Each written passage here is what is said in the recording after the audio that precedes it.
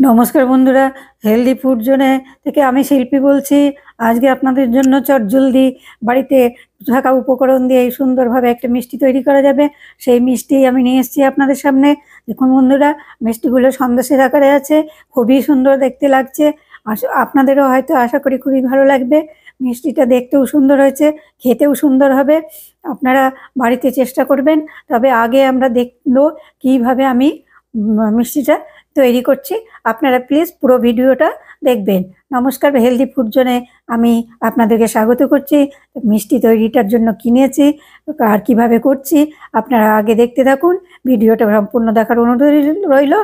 আর like, share, comment ও subscribe করতে ভুলবেন না, এটুকু অনুরোধ রইল। আমি এক প্যাকেট পাউরুটি নিয়েছি, পাউরুটির ধারগুলো কেটে নিচ্ছি। ধারগুলো দিয়েই আমার মিষ্টিটা তৈরি হবে। সেই ধারগুলো কেটে একটা বাউলের মধ্যে নিয়ে নিচ্ছি।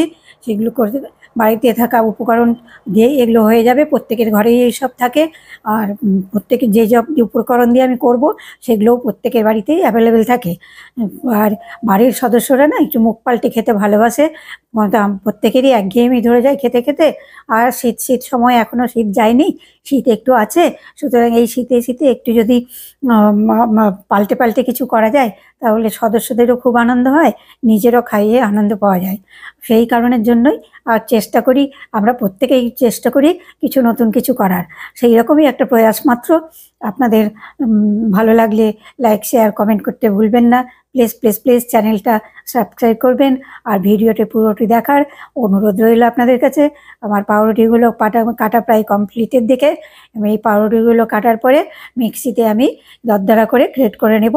একদম মিহি করব না, তার কারণ হচ্ছে মিষ্টিটা তাহলে একটু গদগদা লাগবে, একটু দানা দানা থাকলে খেতে ভালো লাগবে। তো যাই হোক, মিষ্টিটা কেটে নিচ্ছি। কেটে নিয়ে আপনারা বাড়িতেও নিজেরা চেষ্টা করবেন। প্রত্যেকের বাড়িতেই অ্যাভেলেবেল থাকে এইসব জিনিসগুলো। সাদা অংশগুলো পরে টোস্ট করে খাওয়া যাবে, ওগুলো যত্ন করে রেখে দিব ফ্রিজে। পরে করব টোস্ট বা অন্য কিছু করেও খাওয়া যেতে পারে। কিছুই নষ্ট হবে না, পাউরুটির কিছুই নষ্ট হয় না।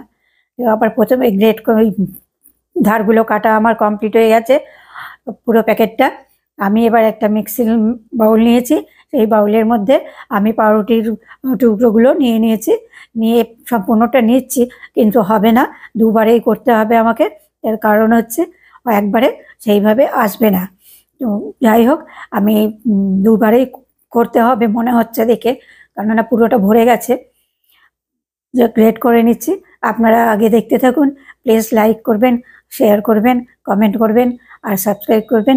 অর্ধেকটা গ্রেট করা হয়ে গেছে। আমি একটা কাচের বাউলে ঢেলে নিচ্ছি। ঢেলে নিয়ে পরে আবার আমি এক্ষুনি আর একটু পরেই আবার আমি বাকিটা করে নেব। বাকিটাও আমার করা হয়ে গেছে।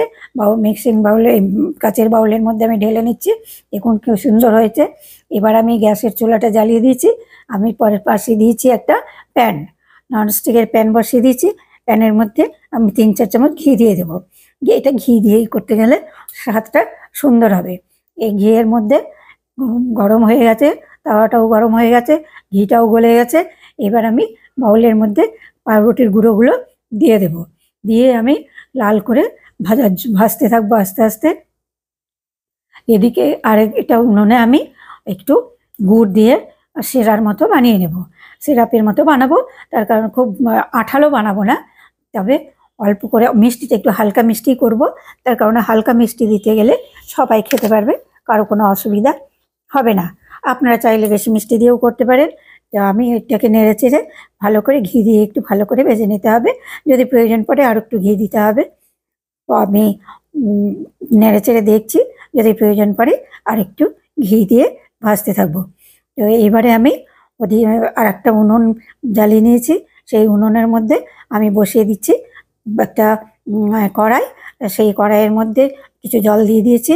জলটা ফুটে উঠলে আমি তার মধ্যে দিয়ে দিব একটু গুড়।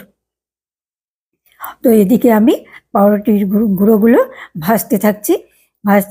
বন্ধুরা, তাহলে আপনারা বুঝতেই পারছেন খুবই সাধারণ, খুবই সামান্য জিনিস দিয়েই আমার এই মিষ্টিটা তৈরি। এই মিষ্টিটা গুড়টা আমি দিয়ে দিতাম। গুড়টা এবার ফুটে একটা রসের মতো তৈরি হবে। তার মধ্যে আমি দিয়ে দেবো কয়েকটা এলাচ। দিয়ে দেবো, এলাচের একটা সুন্দর ফ্লেভার আছে। আর দিয়ে দেবো তেজপাতা। এবারে আমি আর একটু গোটা গরম মশলা দিয়ে দেবো ওর মধ্যে।